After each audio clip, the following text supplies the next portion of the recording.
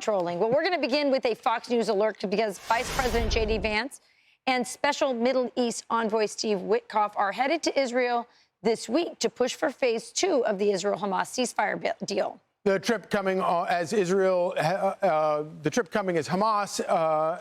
Israel accuses Hamas of violating the agreement overnight, apparently attacking Israeli troops inside the Gaza Strip. In response, Israel carrying out retaliatory strikes against Hamas. New video showing plumes of smoke seen rising near Gaza's border with southern Israel earlier this morning. The State Department's also warning of credible reports that Hamas may break the peace agreement with a planned attack on Palestinian civilians. All this as the U.S. and Israel push to bring the bodies of 16 hostages still being held in Gaza back home. Let's go live now to Madeleine Rivera in Washington with the very latest details. Hi, Maddie. Good morning, guys. That's right. Well, the phase 2 of this ceasefire agreement of this peace deal was always going to be the bigger challenge. But Vice President J.D. Vance was optimistic last week that the ceasefire agreement was the beginning of what he suggested was a new chapter in the region and that they were on the cusp of a long-lasting peace. And that is what he'll be working towards as the administration also takes into account the most recent incidents of violence between Hamas and Israel. The families of the hostages sending a letter to Vance and Witkoff saying your visit to Israel gives us hope. We fear that our loved ones will be forgotten and that their fate will remain unknown for decades or even forever. As you guys said, there are still 16 bodies, including 2 U.S. citizens, being held in Gaza. Israel received 2 more bodies overnight. They've been identified. One of the remains as Ronan Engel. He was 54 years old. The IDF says he died on December 1st, 2023. The second deceased hostage was a Thai native who worked in agriculture in Israel. He had been planning to return home to Thailand when he was killed on October 7th. Charlie, Rachel, and Griff. All right, Maddie. And just to be clear, do we have timing on Vance's trip to Israel? I've seen different reports online, Griff, but what we can report is that it will be happening this week, of course. But it's a little unclear right now whether it'll be a Monday or Tuesday. All right. Maddie Rivera, thank you very much. Keep us posted on that. Thank you, Maddie. You got it. It's significant, right? Because, again, if we look back at the short history of when we were covering this, it was the maximum pressure that President Trump brought on Hamas with a threat that he was going to let Netanyahu off the leash if he did not release the hostages and come to this peace agreement. He got Arab buy-in from Qatar, Egypt, all the countries around there to lean in to that plan because his 20-point plan is more than releasing hostages. It's for a lasting peace in the Middle East, and everyone wants that. Now, all of a sudden, we are waking up to Hamas appearing to do what they always do, which is not honor a ceasefire agreement. But as Shannon Bream was mentioning, maybe it's isolated, maybe we're going to see more of it, and it's coming at a time when that maximum pressure lever that President Trump used got us to this point. You've got J.D. Vance about to touch down. Well, Trey Yingst is joining us live in Tel Aviv with the latest on the ground. You know, Trey, I think it's important to remember how we even got to the peace deal. Griff bringing up that President Trump saying, if you don't come to the table, we're going to unleash Israel and Benjamin Netanyahu's IDF on you in the Gaza Strip. But also, Benjamin Netanyahu miscalculated when he bombed the Hamas negotiators in Qatar, and that really angered President Trump, and that also brought Benjamin Netanyahu to the table because President Trump was very angry at it. There are a lot of things going on. Benjamin Netanyahu, of course, coalitioning with the very far right in Israel, and so a lot of us who are sitting here in the United States who were rooting for peace in the Middle East, now we have this situation where Israel says that Hamas is violating the ceasefire, and things might blow up again. So where are we at? Where do things stand? And what can we do to make sure that peace stands and stays in time for this transition government? Yeah, look, absolutely. And there are a few moving parts here. President Trump has been very clear. He wants the war in Gaza to stay finished, and he wants to usher in a new period of peace for the Middle East. And whenever you have a ceasefire in this region, there are moments where it's shaky. It's not a pretty thing to implement a ceasefire, and there will likely be future violations. But it doesn't mean that the president's efforts to end this war and to bring peace to the Middle East are over. Quite the opposite, actually. This was expected. The Israeli military prepared for the possibility that Hamas would violate the ceasefire agreement, and they say that they are going to launch more strikes against Gaza in response to that attack by Hamas this morning that included both RPG and sniper fire. Now, the Prime Minister's office here in Israel has released a statement. It says, quote, following the violation of the ceasefire by Hamas, Prime Minister Netanyahu held a consultation with the Minister of Defense and the heads of the security establishment and instructed to act forcefully against terror targets in the Gaza Strip.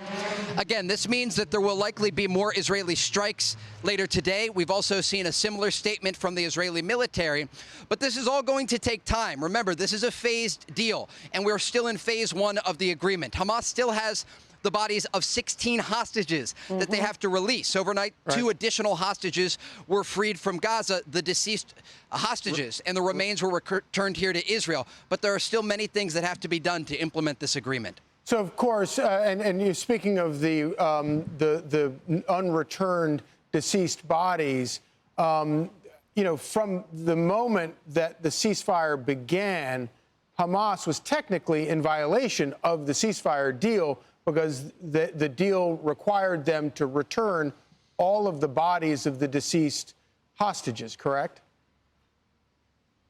Absolutely. And there was some negotiating behind the scenes, understanding that Hamas doesn't know the exact location of all the bodies. But as we've seen in recent days, they're able to quickly identify and release them as they can locate them. The Egyptians are actually helping with that process.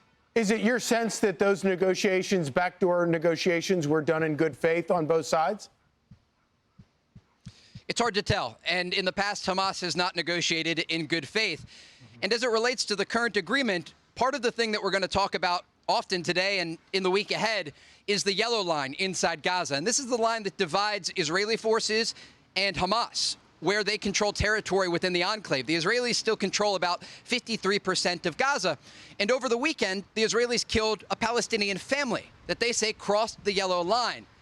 But it gives you a sense of how stressful and how delicate this ceasefire really is. There's constant movement inside Gaza, and the Israelis say they will enforce the yellow line. If anyone crosses it, that they will fire on them. And it's not just Hamas, it's also civilians. This is a way that they're going to, they say, keep their forces safe inside Gaza, but it's also an area that could lead to this ceasefire spiraling in the wrong direction. And as we saw earlier today, Hamas launched an attack of their own over the yellow line, trying to kill Israeli forces.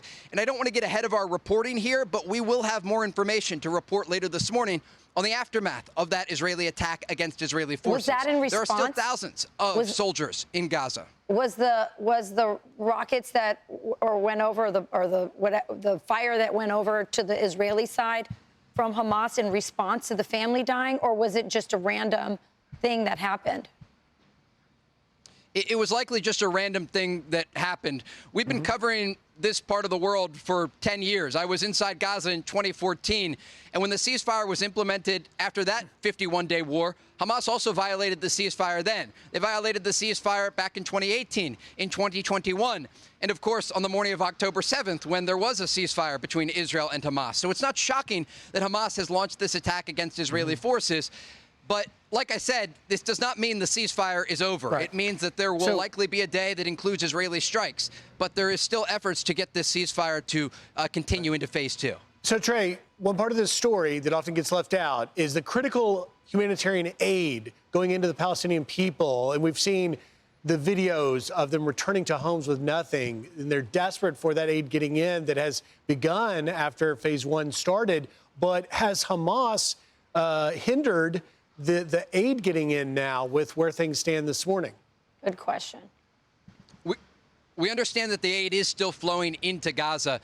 In the past, Hamas has stolen a portion of the aid, or they have diverted it inside Gaza so that they could be in control of supplying the population with this aid. And actually, in the middle of the war, you might remember there were protests internally inside Gaza against Hamas. And you had Palestinian farmers in the northern part of Gaza that were not receiving aid. And you also had Fatah supporters in the southern part of Gaza that were not receiving aid because Hamas was making sure that it didn't get to them. And of course, there is some blame on the Israeli side. When you look back earlier in this conflict, there were 2 months at the beginning of this year where there was a total blockade of aid entering the Gaza Strip. But we also have to remember that Hamas controls right now, as we speak, 47% of Gaza. And that's a lot of territory. And there is a population of civilians, more than 2 million people, that are in desperate need, not just of aid, but in a government that is representing their interests. And by launching an attack against Israeli forces this morning, Hamas knows exactly what is going to happen. The Israelis are going to strike the Gaza Strip with their air force, and they're going to kill both Hamas members and civilians. And they're possibly even going to unravel, in part, this ceasefire agreement. So Hamas, in the past and currently, is not acting in good faith, and they're not representing the Palestinian people in a way that's going to lead them to a peaceful resolution. And that's part of the issue here. They don't have proper representation for the civilian population of Gaza, and that is why the Trump administration wants to usher in a new technocratic government for the Gaza Strip to ensure that there are moderate Palestinians in charge of Gaza and not a terrorist organization. Yeah, well, it's hard to tell the Israelis have restraint when that's happening.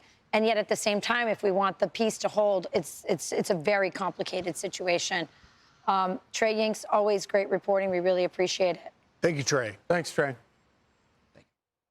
It is true that on an ongoing basis, nobody suffers more at the hands of Hamas than the people that they claim to represent there in Gaza.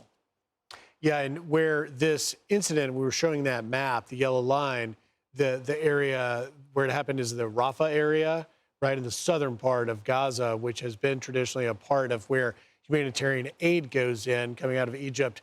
And that's why I was asking them about that, because Hamas knows that, you know, the most vulnerable of the citizens that they represent could be most impacted to start this up. We'll see where it goes. Well, bombing a family in a car, that's also going to be inflammatory as well. So there's a lot. This is so fragile, this peace, and we hope that we get to the next phase quickly and especially put in a government. Indeed. I'm Steve Doocy. I'm Brian Kilmeade. And I'm Ainsley Earhart. And click here to subscribe to the Fox News YouTube page to catch our hottest interviews and most compelling analysis.